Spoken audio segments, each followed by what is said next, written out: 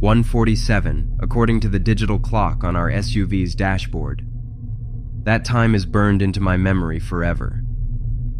It was our first family road trip, with my wife and 2 kids in the car. We normally just fly to vacation spots and do the usual theme parks, but this year we decided to try something different by driving to a campground up north. Traveling at night seemed like a good idea since the kids would sleep through most of it. My wife had dozed off in the passenger seat about an hour ago, and both kids were bundled up with their travel pillows in the back. I was the only one awake, listening to the radio at a low volume, trying to stay alert on these unfamiliar roads. Our GPS had taken us on some back route to supposedly save time, but I was starting to regret following it. These back roads were pretty isolated, with no streetlights and hardly any other vehicles, making it easy to miss animals or obstacles that might appear suddenly. That's why I kept our speed reasonable, never going above 30. I had checked the paper map earlier and figured we still had about 3 more hours before reaching the campground. This was back in the late 90s, before smartphones and GPS were common, so we relied on paper maps for these long drives.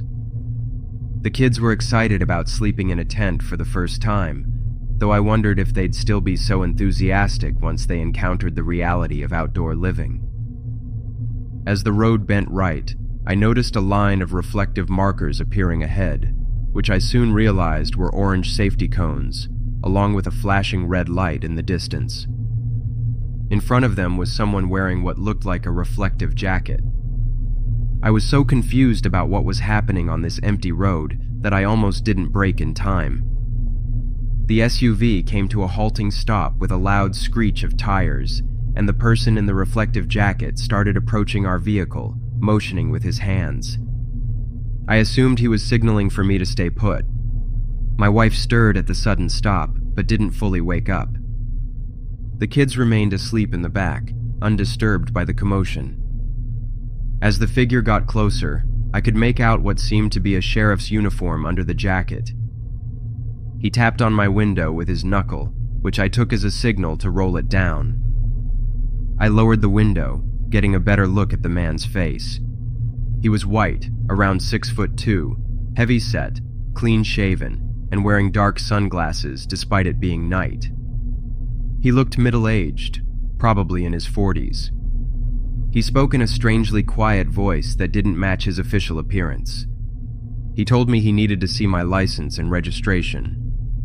I hesitated before asking what the problem was, since I was definitely following the speed limit. His quiet voice at least meant he wouldn't wake my sleeping family. He paused briefly, glanced toward my back seat where my kids were sleeping, then back at me. The way he looked at my children made me uncomfortable instantly. He explained that this was a routine checkpoint for drunk drivers, again in that soft voice. I questioned why he needed my identification if I wasn't suspected of anything yet.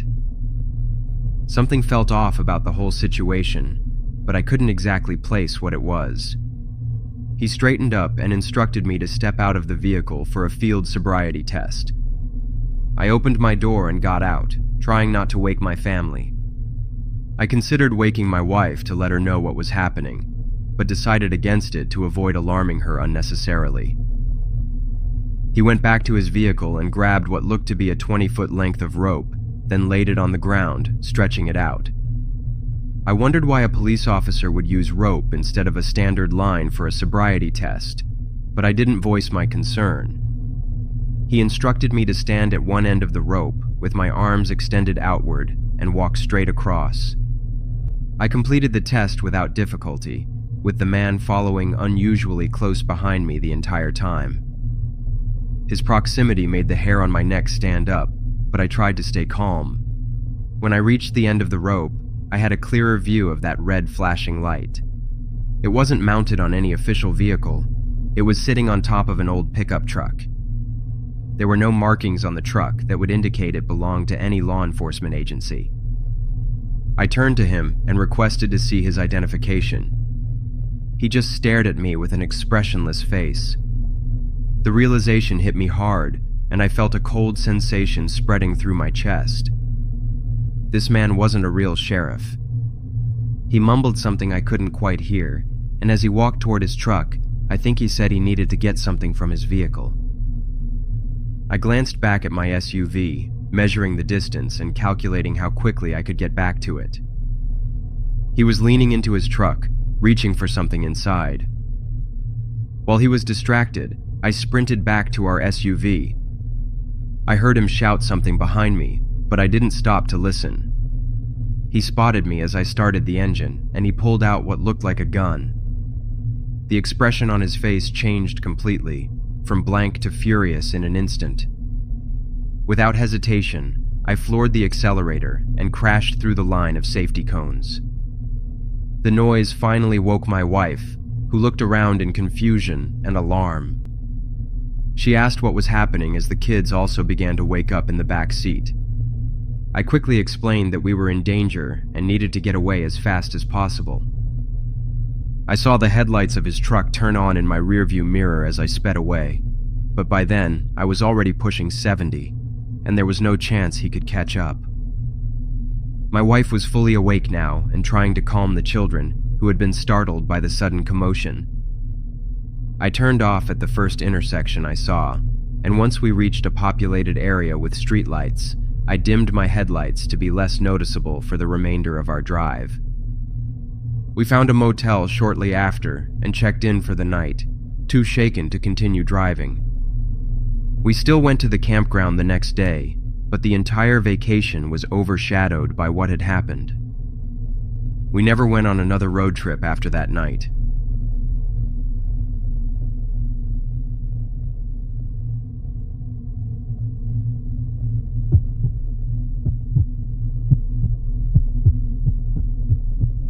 Last March, we were driving to Seattle for Emerald City Comic Con, me and my son and his friend from school.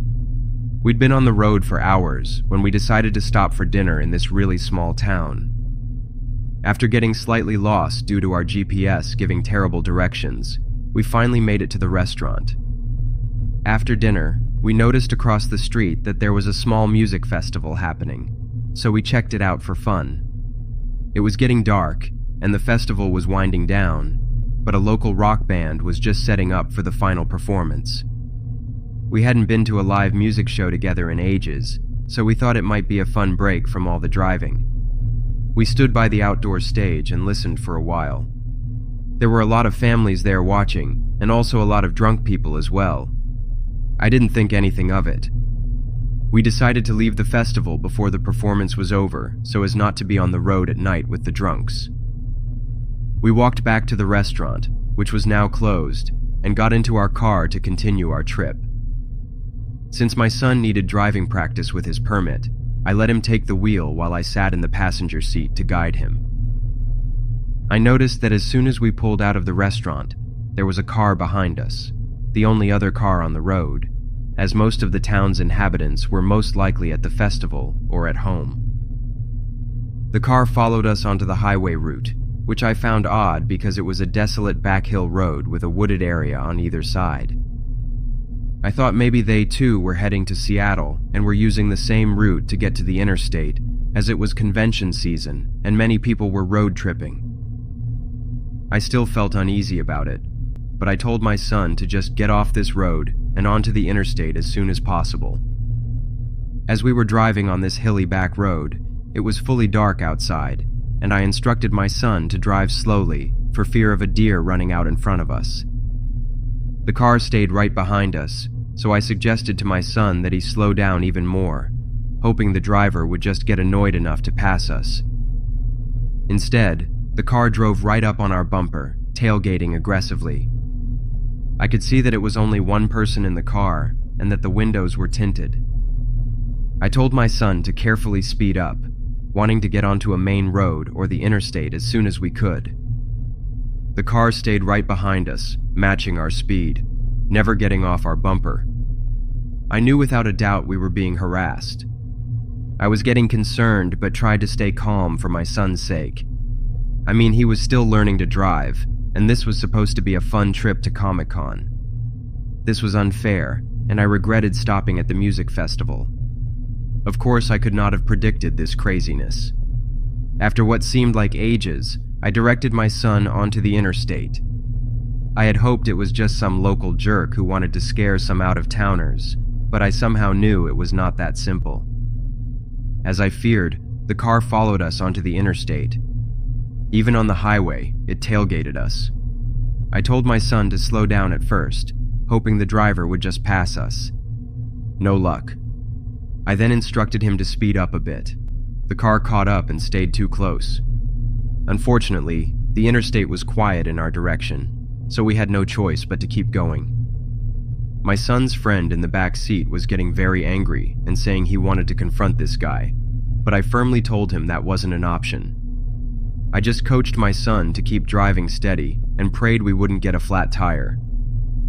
At one point, I got worried enough to tell my son to honk the horn while driving, hoping the noise would discourage our pursuer. It actually worked. The car pulled over onto the shoulder, and I saw its headlights turn off. I was relieved at first, but we found it strange that the driver killed the lights. After driving a few more miles, I asked my son to pull over at a well-lit rest area so we could switch seats. He was visibly shaken by the encounter, and I thought it would be better if I took over driving for the rest of the journey. After that, I got behind the wheel and picked up speed, and we were hurrying towards Seattle. The sooner the better. About 15 minutes passed in peaceful uneventfulness. We discussed how scary that whole ordeal was and eventually started feeling relieved to put it all behind us. Literally. We were about 40 minutes from Seattle, and there were a couple of vehicles here and there, which made us feel less alone on the road. At one point, when the traffic thinned out and we were once again alone on the road, something happened that I could not believe. Right next to us and slightly behind us, headlights suddenly turned on. The driver had most likely been following us that whole time with the lights off, probably waiting just outside the rest area until we got back on the road, then shadowing us until the right moment to strike again. I almost shouted, but at this point, I was too angry. This person had been following us for over an hour now. Far ahead of us, I spotted the taillights of a big rig. I sped up steadily, with the stalker in the car next to us trying to maintain our pace from the fast lane. I think the driver realized that we were trying to reach the big rig, because for the first time in this insane chase, they did something truly dangerous. They swerved at our rear panel, attempting a pit maneuver, trying to push us off the road. I floored the accelerator, and we missed being hit by inches. We finally caught up to the big rig driver, and I got close, hugging the back of the truck as much as I dared, and leaving no room for this person to cut us off. We stayed like this for a little while. Finally, and I truly believe this big rig driver sensed something was wrong, he did something I will always thank him for. He swerved over onto the fast lane and dangerously cut off the stalker's car, then tapped his brakes. I took it as our opportunity and sped ahead from the slow lane to escape. I pushed the speedometer to around 90. Seattle was just ahead, so I took a sharp right exit onto a side street that led to a main road and pulled into a busy, well-lit gas station. Luckily, there was a police officer there. I got out and explained the whole situation to the officer, who called for other units to search for this vehicle. We left the gas station after calling another friend who lived in Seattle to meet us at a parking garage where we left our car overnight, because I didn't want the stalker to potentially find our hotel by recognizing the vehicle. Just glad we made it to the convention safely despite everything. I was also thankful that I decided to take over driving when I did. The most disturbing part about this whole story is that the small town with the music festival where this all started happens to be the location of one of the largest psychiatric facilities in the Pacific Northwest. This fact has kept me awake more nights than I'd like to admit.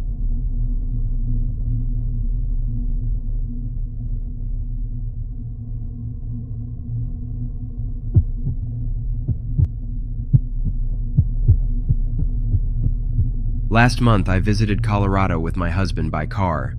The trip going there went fine. We started driving after dinner and reached our hotel when the sun came up. In the town we were staying in, we walked around, got food a few times, and stopped for coffee at some small cafe. Most of the time was spent at the hotel, watching TV or waiting to go eat again. Nothing too exciting, just a typical trip for us.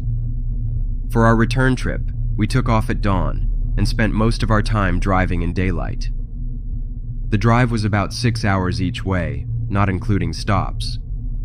We made one quick stop for gas, then another stop later for food. We got off the highway at like 5:45 in the afternoon and went to the nearest Burger King for a meal. We got right back on the highway after that. He ate while he drove, which I wasn't too fond of, but he just wanted to get home sooner rather than later. Shortly after getting back on the highway, it started to snow. I forced him to pull over. I didn't want him eating and driving in poor conditions. As he pulled to the side, it actually started to turn into a blizzard. He finished up eating his food, and then we heard a scratch sound at the window. At first, I chalked it up to noises from the storm. But when I looked over to see a figure blocking 75% of the driver's window, I let out a shriek and nearly passed out. He didn't want to roll down the window, given how cold it was outside. But over the sound of the howling wind beating against the car, we couldn't hear what the person was saying. He ended up having to roll the window down a bit and yelled out to the person, who turned out to be a teenage girl. She was freezing already and looked exhausted and frightened. She asked for a ride. My husband knew he had to help her in these conditions. He told her to get in the back seat. I gave him a look. It was definitely a why the hell would you let in a stranger kind of look. He asked the girl where she was heading. She didn't respond. I gave him another look because of this. He ignored me and turned around to look at the girl in the back seat, assuming she didn't hear him. But as disturbing as it was, she was actually staring right at him with a cold, hostile expression. I'd say it was an emotionless face, but something about it was just alarming.